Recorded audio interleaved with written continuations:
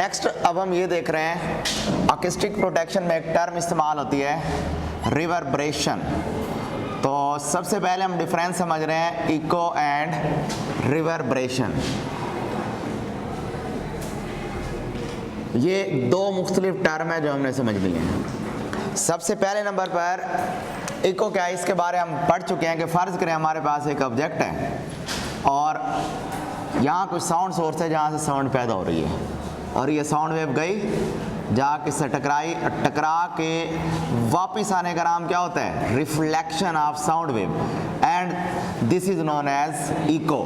यानी अगर साउंड की एक वेव किसी एक जगह से जाके टकराए और वापस आ जाए, इस फिनोमेना का नाम क्या होगा, इको या रिफ्लेक्शन। यानी इसमें सिंगल रिफ्लेक्शन होगी, सिंगल रिफ्लेक्शन। इसके बरक्स अगर हम बात करें एक रूम की, जैसे हम इस टॉपिक में प्रीवियस में पढ़ चुके हैं कि एक रूम के अंदर आवाज़ हमें बार बार सुनाई देती है और हम उसकी acoustic protection soft object use करके कर लेते हैं। बट अब सवाल ये है कि यहाँ पर कि यहाँ एक और मैकेनिज़्म भी होता है। अगर रूम के अंदर कोई पोरस ऑब्जेक्ट या कोई सॉफ्ट ऑब्जेक्ट नहीं पड़ा हुआ, तब हम क्या ऑब्जर्व करेंगे, तब हम ये ऑब्जर्व करेंगे कि फ़र्ज़ करें यहाँ साउंड सोर्स पड़ा हुआ है, उस साउंड सोर्स से एक साउंड वेव सामने वाली वाल से टकराएगी, एक साउंड वेव ऊपर वाली वाल से, एक साउंड वेव नीचे वाली वाल से और एक साउंड वेव इस वाल से टकरा कर अब ये चारों रिफ्लेक्शन इकट्ठे करेंगी। यानी ये वाली इधर रिफ्लेक्शन करके वापस आ रही है, ये वाली इधर रिफ्लेक्शन करके वापस आ रही है, ये वाली इधर वापस आ रही है और ये वाली इधर। अब ये क्या नज़र आ रही है, मल्टीपल रिफ्लेक्शन। क्या है जी, मल्टीपल रिफ्लेक्शन। तो इस मल्टीपल रिफ्लेक्शन की वजह से अब वो जो हमें आवाज़ सुनाई देगी वो क्लियर नहीं होगी, वो ग्रेबल्ड वॉइस होगी, यानी उसमें बिगाड़ पैदा हो चुका होगा। तो अगर मल्टीपल रिफ्लेक्शन हो और उससे आवाज़ हमें क्लियर सुनाई ना दे तो इस फिनोमेना का नाम क्या होगा, रिवर्बरेशन। जबकि सिंगल रिफ्लेक्शन हो और आवाज़ क्लियर सुनाई दे उसका नाम क्या होगा, इको होगा। तो ये दो टर्म है जो कि डिफरेंस के तौर पर पूछी जाती हैं, differentiate between echo and reverberation of sound. तो नेक्स्ट अब हमारा टॉपिक है, अच्छा एक और एग्जाम्पल भी यहाँ ले लेते हैं, सिनेमा थिएटर हॉल वाली example with respect to concrete की जो छतें बनाई जाती हैं, कर्व बनाई जाती हैं, उस मिसाल से हम समझ लेते हैं। मिसाल के तौर पर ये हमारे पास ये एक कॉन्फ्रेंस रूम है। अब इस कॉन्फ्रेंस रूम की छतें हमने कर्वेचर टाइप बनानी है। एक तो हमने पहले पढ़ लिया है कि इसमें हमने देखा कि साइड वॉल भी कर्वेचर बनाकर हम ऑडियंस तक, पर्टिकुलर ऑडियंस तक जो साउंड पहुंचाना चाहे पहुंचा सकते हैं। अब हम क्या ऑब्जर्व कर रहे हैं कि क्या ये जो हमारे पास इसकी छत है, रूफ को भी अगर हम कर्वेचर बना दें तो कर्वेचर बना के क्या हम यहाँ से भी पर्टिकुलर ऑडियंस तक साउंड पहुँचा सकते हैं, ये चेक करते हैं। पहले तो सेम चीज़ आ गई कि ये इस जगह पर क्या है हमारे पास, स्टेज। उस स्टेज से ये होगी जो सबसे पहली लाइन है वो सबसे नीचे होगी और जो दूसरी लाइन है उससे थोड़ा सा ऊपर, और जो सबसे आखिरी लाइन होगी वो सबसे ऊपर होगी। ठीक हो गया। अब फ़र्ज़ करें यहाँ से किसी किस्म का भी वो खिताब कर रहा है कोई बंदा या कोई सिंगर आया ठहरा है, वो इसमें साउंड वेव गई यहाँ से टकराई, सिमिलरली यही साउंड वेव यहाँ से भी जाकर टकराई। अब हमने इस रूफ का कर्वेचर इस तरह से बनाना है कि इस जगह इतना कर्वेचर हो कि अगर साउंड वेव आए तो आके वापस इस तरह से रिफ्लेक्ट बैक हो कि वो सामने वाली पहली 2 या 3 लाइनों पे पड़े। सिमिलरली वो साउंड वेव जो यहाँ पे टकराए तो वो रिफ्लेक्ट बैक इस तरह से हो कि वो तीसरी चौथी लाइन पे पड़े। इस तरह और साउंड वेव जो कि उससे आगे जाके टकराए वो कहाँ जाके पहुँचे, 5वीं 6ठी लाइन में। यूँ इस तरह इसका कर्वेचर बनाया जाता है। इसका बेनिफिट क्या होता है कि इसमें टोटल एंगल ऑफ इंसिडेंट और एंगल ऑफ रिफ्लेक्शन बराबर होने की वजह से क्या हो जाता है, हम उस पर्टिकुलर लाइन तक, ऑडियंस तक वॉइस पहुँचा देते हैं और इससे भी क्या होता है कि शुरू वाले ऑडियंस जो शुरू में यहाँ बैठा हुआ है, इसको जितना आवाज़ सुनाई दे रही है और जो एंड पर होगा उसको भी उतना आवाज़ सुनाई देगी। इन दोनों में कोई डिफरेंस नहीं रहेगा, ना ही इसको एक पर्टिकुलर लिमिट से ज़्यादा आवाज़ सुनाई देगी और ना ही इसको पर्टिकुलर लिमिट से कम आवाज़ सुनाई देगी, बल्कि सारा दिन वो जितना टाइम मर्जी उस कॉन्फ्रेंस रूम में बैठे रहे वो आवाज़ सुनते रहें, या बेशक यहाँ पे कोई कंसर्ट वगैरह हो रहा है, कुछ भी हो रहा है, तो उनके कानों में कोई पेन वगैरह नहीं होगा। इसका ये अकॉस्टिक प्रोटेक्शन का ये बेनिफिट होता है। बहरहाल उसके बाद नेक्स्ट हम टॉपिक की तरफ आते हैं। नेक्स्ट टॉपिक का नेम है Audible frequency range. Audible frequency Audible frequency range. देखिए अब नाम से जाहिर हो गया, ऑडिबल का मतलब क्या होता है? सुनाई देना। दो किस्म की और भी फ्रीक्वेंसी रेंज होती हैं। एक फ्रीक्वेंसी रेंज इससे कम होती है और एक फ्रीक्वेंसी रेंज इससे ज़्यादा होती है। अगर हम बात करें इससे कम फ्रीक्वेंसी रेंज तो उसका नाम होता है इंफ्रासाउंड। क्या नाम है उसका? इंफ्रासाउंड। सिमिलरली एक फ्रीक्वेंसी रेंज इससे ज़्यादा भी होती है और उसका नाम क्या है? अल्ट्रासाउंड। अल्ट्रासाउंड। अब नाम से जाहिर हो गया, इंफ्रा का मतलब होता है छोटा, इंफ्रा मीन स्मॉल यानी छोटा, और अल्ट्रा मीन बड़ा। ये बात तो अब क्लियर हो चुकी है कि बड़ी आवाज़ किससे? ऑडिबल फ्रीक्वेंसी रेंज से बड़ी, और infra mean Audible frequency range से छोटी। तो सबसे पहले हम ये देख रहे हैं कि ऑडिबल फ्रीक्वेंसी रेंज क्या होती है। ऑडिबल का मतलब सुनाई देने वाली, फ्रीक्वेंसी की रेंज है। अच्छा, ऑडिबल फ्रीक्वेंसी रेंज जो नॉर्मल ह्यूमन एयर के लिए होती है वो हमारे पास है 20 हर्ट्ज से 20,000 हर्ट्ज तक। 20,000 हर्ट्ज तक। अब सवाल ये है कि हमें ये कैसे पता लगा कि ह्यूमन के लिए यही रेंज है 20 हर्ट्ज से 20,000 हर्ट्ज। उसका सिंपल सा आप एक्सपेरिमेंट घर भी कर सकते हैं। अगर आपके पास घर में नेट अवेलेबल है तो क्या करेंगे, आप गूगल पे जाएं, गूगल पे जाके आप लिखें वहाँ onlinegenerator.com, onlinegenerator.com। चाहे आप फ्रीक्वेंसी जनरेटर लिख लें, ये सिंपली यही में लिख लें, इनफ है। अच्छा, अब onlinegenerator.com लिखने पर वहाँ 3-4 लिंक्स आ जाएंगे। एक लिंक क्लिक करके वहाँ पर एक विंडो ओपन होगी और उस विंडो में यहाँ पर वो रेंज लिखनी होगी आपने। ये इस जगह वो आपसे रेंज पूछेगा। सबसे पहले आप 0 लिखें, स्टार्ट का बटन होगा उसको प्रेस करें, आपको आवाज़ सुनाई नहीं देगी। बढ़ाते जाएं। आप 20 हर्ट्ज करें तो इतनी मामूली सी आवाज़ होगी कि ना होने के बराबर है, लेकिन अगर हम उसको बारीक बीनी से सुने तो हमें समझ ज़रूर आ रही होगी। फिर जैसे जैसे आप वैल्यू बढ़ाते जाएंगे एट द एंड 20,000 हर्ट्ज तक आपको आवाज़ सुनाई देती रहेगी। जो ही आप 20,000 हर्ट्ज से क्रॉस करेंगे तो आपको आवाज़ सुनाई नहीं देगी। तो इसका प्रैक्टिकल प्रूफ हो जाएगा कि वाकई जो हमारे लिए ऑडिबल फ्रीक्वेंसी रेंज है ना, वो कितनी है? 20 हर्ट्ज से 20,000 हर्ट्ज तक। तो this range is known as audible frequency range. तो फ्रीक्वेंसी की वो रेंज जो ह्यूमन एयर के लिए ऑडिबल हो वो क्या कहलाएगी? Audible frequency range. अब इस फ्रीक्वेंसी रेंज से कम अगर है, इस फ्रीक्वेंसी रेंज से अगर 20 हर्ट्ज से कम की बात करें, 20 हर्ट्ज से अगर कम देखें तो इंफ्रा साउंड, और इसी तरह 20,000 हर्ट्ज से ज़्यादा की बात करें तो फिर क्या होगी? अल्ट्रासाउंड होगी।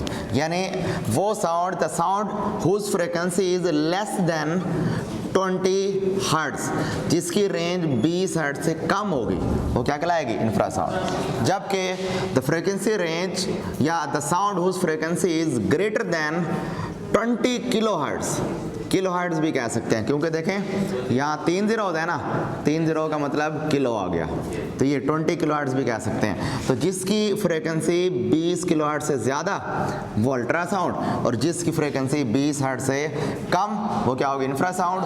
और वो रेंज जो 20 हर्ट्ज से 20,000 हर्ट्ज के दरमियान है वो क्या कहलाएगी? Audible frequency range. हम इस आवाज़ को सुन सकते हैं, ना इससे ज़्यादा आवाज़ सुनाई देगी ना इससे कम आवाज़ सुनाई देगी। क्लियर होगी बात ये?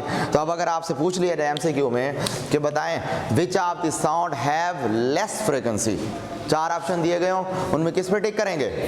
Infra. Which of the sound have greater frequency, तो किसकी होगी? अल्ट्रासाउंड की होगी। तो अब पहले हम इस चीज़ को समझ के पहले इसका एज के इफेक्ट ऑब्जर्व कर रहे हैं कि ऑडिबल फ्रीक्वेंसी का एज के हिसाब से क्या डिफरेंस होता है। What is the effect of audible frequency range? इसको मैं AFR से रिप्रेजेंट कर रहा हूँ। ऑडिबल फ्रीक्वेंसी रेंज का एज के साथ इनवर्स रिलेशन है। क्या मतलब हुआ इसका? इसका मतलब ये हुआ कि जैसे जैसे एज बढ़ती जाएगी वैसे वैसे आपकी ऑडिबल फ्रीक्वेंसी रेंज कम होती जाएगी। यानी अगर एक बच्चे की आवाज़ को सुनने की ability Audible frequency range 20 hertz से 20,000 हर्ट्ज तक है, तो जैसे जैसे उम्र उसकी बढ़ती जाएगी, बड़ा होता जाएगा, फिर बुजुर्ग होता जाएगा, अब उसकी रेंज 20,000 हर्ट्ज में नहीं होगी बल्कि 18,000 हो जाएगी, 17 हो जाएगी, 16 हो जाएगी, 15 हो जाएगी। और एक एग्जांपल दी गई है कि जो ओल्ड पीपल है ना, बुजुर्गों की जो ऑडिबल फ्रीक्वेंसी रेंज है वो 20 हर्ट्ज से स्टार्ट होती है और 15,000 हर्ट्ज तक चली जाती है। इससे ये बात भी प्रूफ हो गई कि जैसे जैसे एज बढ़ रही है तो ऑडिबल फ्रीक्वेंसी रेंज देखें ये कम हो चुकी है ना, तो इसका आपस में क्या है? इनवर्स रिलेशन है। तो एज के लिहाज से एमसीक्यू याद रखना है कि जैसे जैसे एज इंक्रीज होगी, या यूँ एमसीक्यू आ जाती है कि बच्चों और बूढ़ों में से किसकी ऑडिबल फ्रीक्वेंसी ज़्यादा होगी, किसकी कम होगी, तो जो बूढ़े हैं उनकी ऑडिबल फ्रीक्वेंसी रेंज कम और जो बच्चे हैं उनकी ऑडिबल फ्रीक्वेंसी रेंज ज़्यादा। तो ये होगी हमारे पास ऑडिबल फ्रीक्वेंसी रेंज। अब यहाँ से एक और कंसेप्ट सीख रहे हैं, वो कंसेप्ट इक्वेशंस को यूज़ करके सीखेंगे। पहली इक्वेशन हमारे पास एक होती है v is equal to F lambda. क्या है जी? v is equal to F lambda. अब गौर करें, ये भी साउंड है और ऑडिबल फ्रीक्वेंसी रेंज ये भी साउंड है और ये भी साउंड है। अल्ट्रासाउंड का एक दूसरा नाम अल्ट्रासोनिक भी होता है, अल्ट्रासोनिक भी होता है, अल्ट्रासोनिक। चूंकि तीनों साउंड है, इट्स मीन तीनों की स्पीड तो क्या रहेगी? Constant, provided that temperature and external physical parameters are remain same, उनको चेंज ना करें। तो अगर वो चेंज नहीं होंगे तो स्पीड ऑफ साउंड तीनों केसेस में सेम रहेगी। अब स्पीड ऑफ साउंड है सेम, यानी क्या है हमारे पास? ये कांस्टेंट। अगर ये कांस्टेंट है और साथ क्या? इक्वल का साइन, और जहाँ कांस्टेंट और इक्वल हो वहाँ क्या आएगा? प्रोपोर्शनैलिटी आ जाएगी। यहाँ प्रोपोर्शनैलिटी लगा देते हैं। उसके बाद इस जगह पर लैम्डा नीचे आ गया और एफ ये वहीं रहने देता हूँ। अब इस जगह से हमें क्या पता लग रहा है? यहाँ से पता लग रहा है कि वो साउंड जिसकी फ्रीक्वेंसी होगी कम उसकी वेवलेंथ ज़्यादा, और वो साउंड जिसकी फ्रीक्वेंसी होगी ज़्यादा उसकी वेवलेंथ क्या होगी? कम होगी। बात समझ आ गई? तो ये हमारे पास रिलेशन है। अब यहाँ देखें, इंफ्रासाउंड की फ्रीक्वेंसी क्या है? कम, तो इसकी वेवलेंथ क्या होगी? ज़्यादा। किसके मुकाबले में? इसके मुकाबले में। इसकी फ्रीक्वेंसी की रेंज इन दोनों के इंटरमीडिएट है। अच्छा, अब अगर अल्ट्रासाउंड की बात कर लें तो अल्ट्रासाउंड की फ्रीक्वेंसी सबसे ज़्यादा है, इसका मतलब इसकी वेवलेंथ कम होगी। तो मैं यूँ कह सकता हूँ इसमें, अगर मैं इनका वेवलेंथ का रिलेशन बनाना चाहूँ, वेवलेंथ किस तरह से बनेगी? क्योंकि इसकी वेवलेंथ ज़्यादा है, उसकी वेवलेंथ कम, तो यूँ बनाई जाएगी। इधर जो लूप्स होंगी वो ज़्यादा बड़ी, फिर ऐसा ऐसा ये छोटा करता जाऊँगा इनको।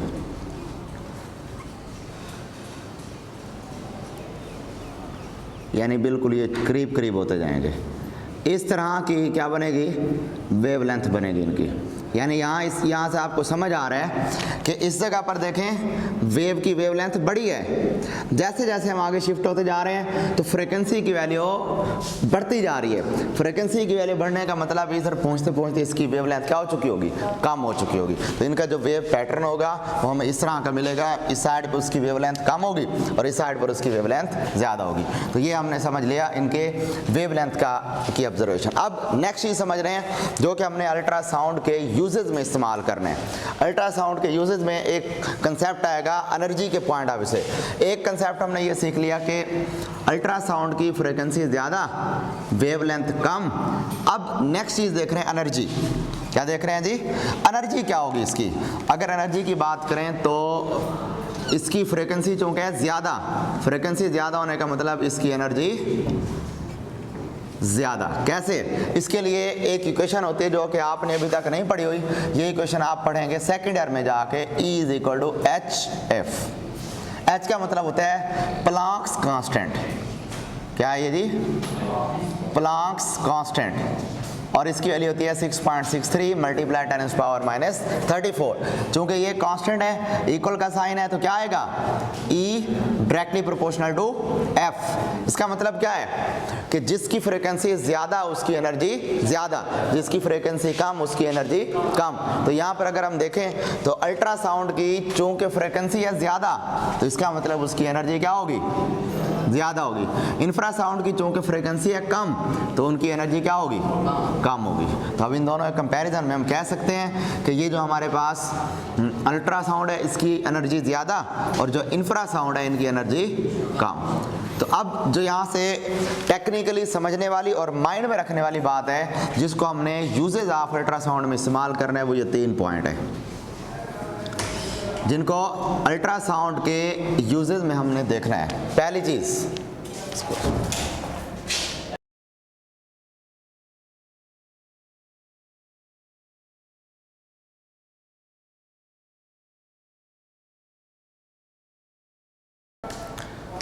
अच्छा नेक्स्ट इससे रिलेटेड है जी यूजेस ऑफ अल्ट्रासाउंड। अल्ट्रासाउंड के यूजेस देख रहे हैं जी। Uses of ultrasound. Uses of ultrasound की अगर बात करें तो इनमें सबसे पहली चीज़ है कि ये यूजेस किस बुनियाद पे होंगे। हमने देख लिया कि अल्ट्रासाउंड के 3 फीचर। पहला फीचर के अल्ट्रासाउंड वो होती हैं जिनकी फ्रीक्वेंसी ज़्यादा, अल्ट्रासाउंड वो हैं जिनकी वेवलेंथ कम, और अल्ट्रासाउंड वो हैं जिनकी एनर्जी ज़्यादा। इन 3 फीचर को इस्तेमाल करते हुए हम ये देखेंगे कि पहला पॉइंट, जब अल्ट्रासाउंड एक पॉइंट से दूसरे पॉइंट तक जा रही हैं, तो चूंकि इनकी फ्रीक्वेंसी है ज़्यादा, फ्रीक्वेंसी ज़्यादा होने का क्या मतलब है कि ये किसी पर्टिकुलर पॉइंट में से 1 सेकंड में से ज़्यादा पास होंगी। समझ आ गई?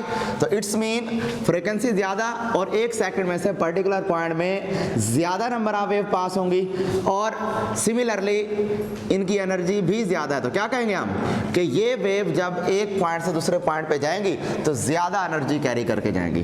तो पहला पॉइंट तो ये समझ आ गया कि अगर हमने ज़्यादा एनर्जी को एक पॉइंट से दूसरे पॉइंट तक पहुँचाना है तो क्या किया जाएगा? हमें अल्ट्रासाउंड सेंड करनी होगी, चूँकि अल्ट्रासाउंड ज़्यादा एनर्जी रखती है और ज़्यादा एनर्जी लेके जाती है। दूसरा पॉइंट, चूँकि अल्ट्रासाउंड की वेवलेंथ होती है छोटी।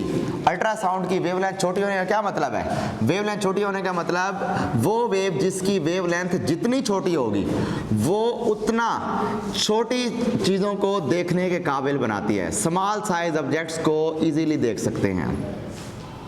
बात समझ आ गई? इट्स मीन कि वेवलेंथ छोटी और उतना हम छोटी चीज़ों को देख सकते हैं। मिसाल के तौर पर अगर मैं रेडियो वेव की बात करूं, रेडियो वेव की वेवलेंथ बनिस्बत इनके ज़्यादा होती है और उसकी वेवलेंथ तकरीबन एक बड़े स्पोर्ट्स ग्राउंड के साइज़ के बराबर होती है।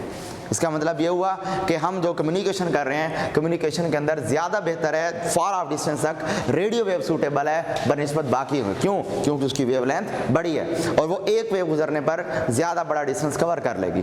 इसके बरक्स अल्ट्रासाउंड कहाँ यूज़ होगी? अल्ट्रासाउंड यूज़ होगी स्मॉल ऑब्जेक्ट्स को डिटेक्ट करने के लिए। जैसे मिसाल के तौर पर अब हम इसकी एक और एप्लीकेशन है वो देख रहे हैं, इसी स्मॉल वेवलेंथ को सामने रखते हुए ह्यूमन बॉडी के अंदर फर्ज करें किसी किस्म की कोई एलिमेंट है या डिजीज़ है, हमने उस डिजीज़ को डिटेक्ट करना है और उसको डायग्नोज करना है। अब डायग्नोज करने का तरीकाकार क्या होगा? सिंपल सा आपको मैकेनिज्म बता रहा हूँ। फ़र्ज़ कर लें कि ये ह्यूमन बॉडी है, अब हमने ह्यूमन बॉडी के अंदर डायग्नोज करना है। इसके अंदर अब ये हमारे पास एक पाइप है जो कि हमने ह्यूमन बॉडी के अंदर एंटर करना होता है। होता क्या है इस पाइप के अंदर? इस पाइप के स्टार्ट में इस जगह पर यहाँ हमारे पास होते हैं जी ट्रांसमीटर। क्या मौजूद है यहाँ पर? ट्रांसमीटर। ट्रांसमीटर का क्या काम है? Transmitter plus amplifier. Transmitter plus amplifier. यहाँ से क्या होगी, अल्ट्रासाउंड पैदा होगी। अल्ट्रासाउंड पैदा होके अब ट्रांसमीटर का काम उस अल्ट्रासाउंड को ट्रांसमिट करना है, सेंड करना है, प्लस यह एम्पलीफायर बिठा रहा है जो उस ये अल्ट्रासाउंड के एम्पलीट्यूड को इंक्रीज कर देगी। एम्पलीफाइड या लार्ज एम्पलीट्यूड वाली जो अल्ट्रासाउंड होगी वो इस पाइप में से यूं रिफ्लेक्शन करते हुए यूं पहुंचेगी। रिफ्लेक्शन करते करते अब ये पाइप चूंकि हमने ह्यूमन बॉडी के अंदर इंसर्ट किया हुआ है, तो अब फर्ज कर रहे हैं कि ह्यूमन बॉडी के अंदर हमने कहीं स्टमक में यहाँ इसको इंसर्ट किया हुआ है। बिल्कुल इतना बारीक पाइप होता है कि इजीली उसके अंदर चला जाता है, ह्यूमन बॉडी के अंदर चला जाता है। या फिर थायराइड ग्लैंड की ये डायग्नोज करने के लिए भी इस्तेमाल होता है। फर्ज करें हमने ये थायराइड ग्लैंड्स को डायग्नोज करना है, या इसके अंदर कहीं ब्रेन में ट्यूमर हो चुका है वहाँ उसके भी डिटेक्ट कर सकते हैं। या किसी किस्म की यहाँ एलिमेंट है, हमने चेक करना है कि उसकी सेंसिटिविटी कैसी है, यानी हमने बगैर ऑपरेशन के चेक करना है कि अंदर वो जो जख्म है या बीमारी है वो किस टाइप की है, ये ऑब्जर्व करना है और देखना भी है उसको। तो उसके लिए क्या करेंगे, यहाँ से ट्रांसमीटर के जरिए अल्ट्रासाउंड गई और यही अल्ट्रासाउंड इसमें रिफ्लेक्शन करती हुई ये आगे जा रही। अब जिस जगह को हमने डायग्नोज करना है वहां तक हम पाइप पहुंचा चुके हैं। जब ये यहां तक पहुंचेगी, अब फर्ज करें यहाँ किसी किस्म की कोई बीमारी है या किसी किस्म का कोई ये इशू है, यहाँ से अल्ट्रासाउंड टकराएगी।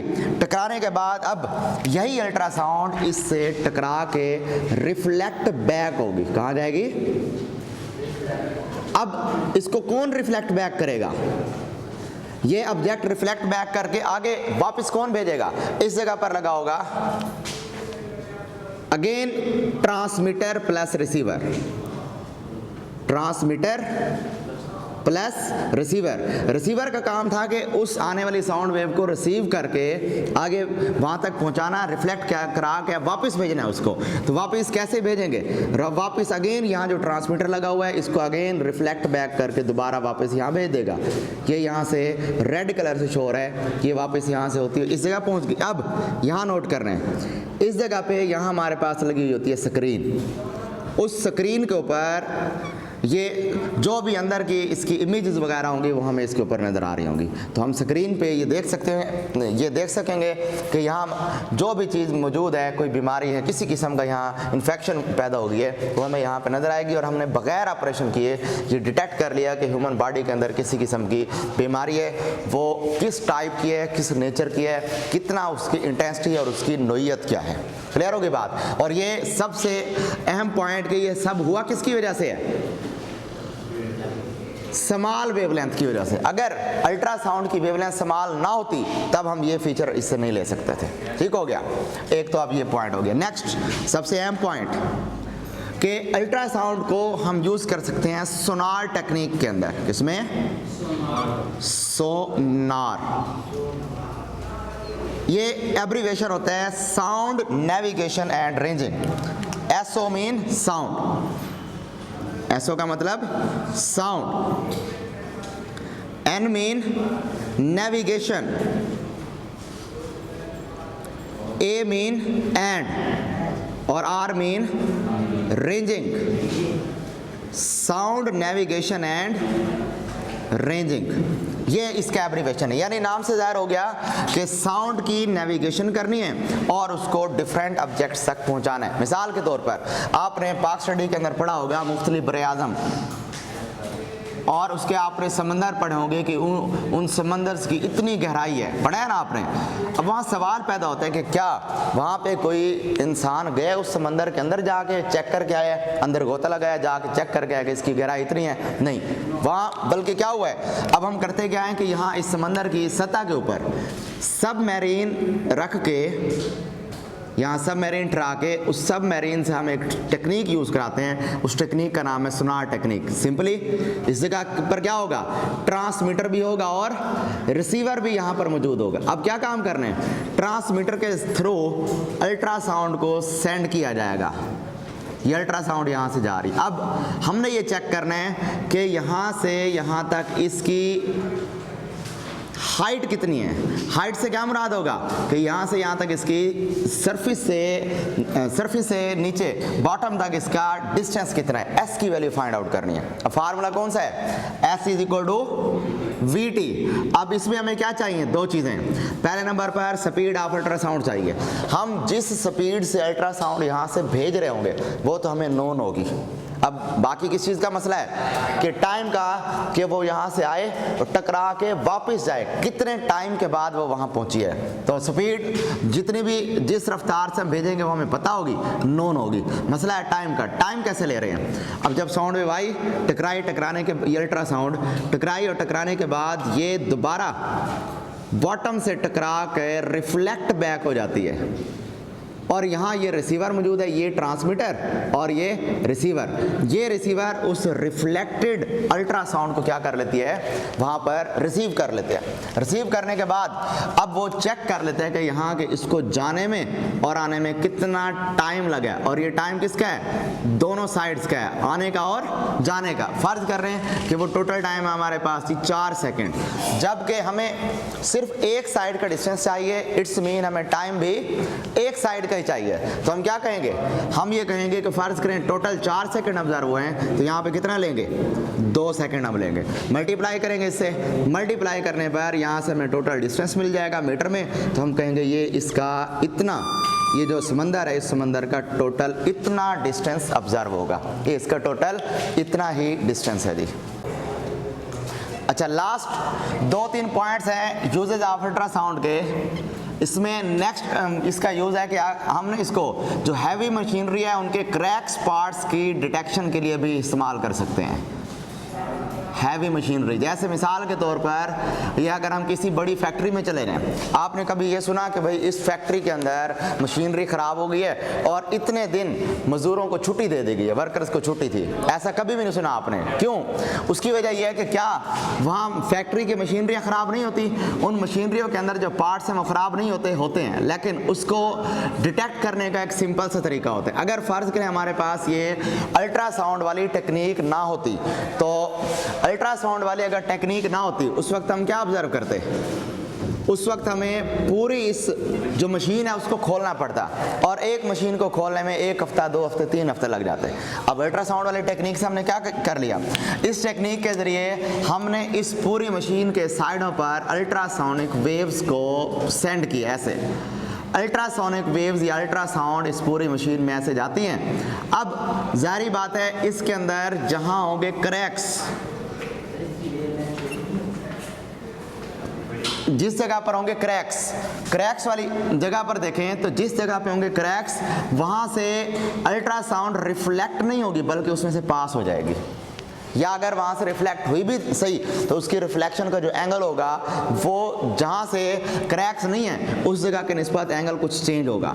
यानी हम ये ऑब्जर्व करेंगे कि जिस जगह पर क्रैक्स होंगे उस जगह पर जो रिफ्लेक्टेड अल्ट्रासाउंड होगी वो बाकी जगहों के निस्बत कुछ डिफरेंट बिहेवियर शो कर रही होगी।